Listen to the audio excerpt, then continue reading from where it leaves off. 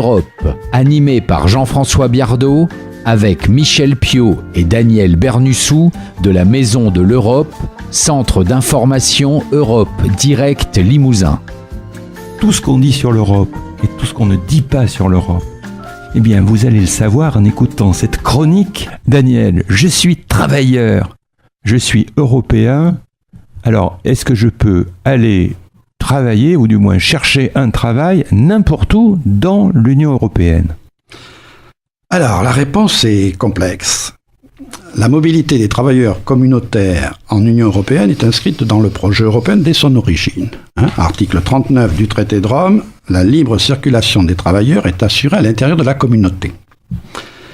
Jusqu'en 1992, la liberté de circulation est un droit spécifique aux travailleurs européens comme acteurs économiques. Avec la création de l'Union européenne en 1992, ce droit relève désormais du régime général de la liberté de circulation des personnes en tant que citoyens européens. Alors, en quoi consiste exactement la libre circulation des travailleurs communautaires dans l'Union européenne ? Car si je ne suis pas communautaire, je ne suis pas concerné. Et puis si je ne vais pas dans l'Union européenne, je ne suis pas concerné non plus. Voilà. Alors, c'est le droit juridique de chercher un emploi, de travailler, de résider à cette fin dans un autre État membre, que le sien évidemment, et d'y demeurer après y avoir occupé cet emploi. À ce titre, les travailleurs détachés, qui n'ont pas accès au marché du travail en tant que tels, ne sont pas concernés. Ce droit, évidemment, ce droit juridique s'accompagne de l'abolition de toute discrimination fondée sur la nationalité entre les travailleurs des États membres. Ainsi, tout ressortissant d'un État membre qui recherche un emploi dans un autre État membre doit avoir accès à l'Office national pour l'emploi de ce pays, pour nous, Pôle emploi. Doit bénéficier du même accompagnement, doit bénéficier des mêmes aides qu'un ressortissant de l'État membre d'accueil. Il a donc le droit de séjourner dans ce pays le temps nécessaire à la recherche d'emploi et au recrutement. De même, il bénéficie du même traitement en ce qui concerne les conditions de travail, de rémunération, de licenciement ou encore des mêmes avantages fiscaux et sociaux. Il bénéficie également des mêmes droits syndicaux que les travailleurs nationaux.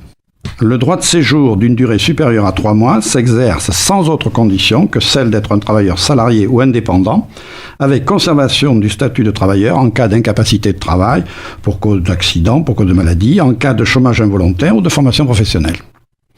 Alors, il y a quand même une restriction à la mobilité des travailleurs communautaires, c'est qu'elle, selon la jurisprudence de la Cour de justice de l'Union européenne, elle ne s'applique pas aux emplois dans l'administration publique, emplois qui comportent une participation directe ou indirecte à l'exercice de la puissance publique et aux fonctions ayant pour intérêt la sauvegarde des intérêts généraux de l'État, des fonctions régaliennes en gros. On pense à la police, on pense à l'armée, on pense à la justice, voilà. Alors, l'Union encourage-t-elle la mobilité des travailleurs ? L'Union encourage fortement la mobilité des travailleurs. Elle en a même fait en 2006 le thème de l'année européenne. Alors, l'Union favorise la mobilité des travailleurs européens de plusieurs façons. D'abord, elle assure une garantie des droits de sécurité sociale des travailleurs européens dans tous les pays de l'Union par la coordination des systèmes de sécurité sociale qui est réalisée en termes donc de maladie, de chômage, de retraite.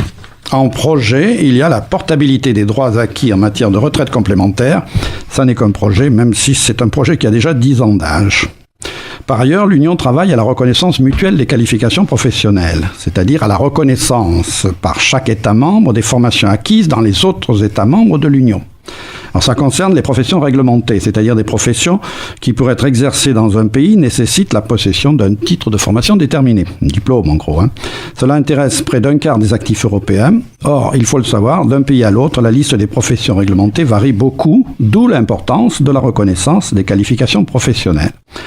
Alors, au jour d'aujourd'hui, il y a 2 systèmes de reconnaissance des qualifications. Déjà ancienne, il y a la reconnaissance mutuelle automatique pour les professions réglementées dont les exigences minimales de formation ont été harmonisées au niveau européen. Alors, ce sont principalement des professions du médical et du paramédical, les médecins, les dentistes, les infirmiers, sages-femmes, vétérinaires et architectes.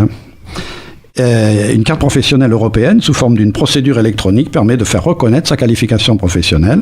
Elle a été créée en 2013, elle est mise en place profession par profession en 2016 et elle intéresse aujourd'hui les infirmiers, les pharmaciens, les kinés, les agents immobiliers et, étonnant, les guides de montagne. Pour les autres professions réglementées, existe ce que l'on appelle le système général de reconnaissance par équivalence de niveau, mais sans automaticité. Donc il faut qu'il y ait harmonisation entre les pays. Comment on s'y retrouve? Est-ce qu'il y a une base de données, par exemple, des professions réglementées? Absolument. Voilà. Il y a une base de données des professions réglementées. Tout ça est tout à fait public. Et je crois qu'il faut inviter les auditeurs que ça intéresserait à s'y reporter.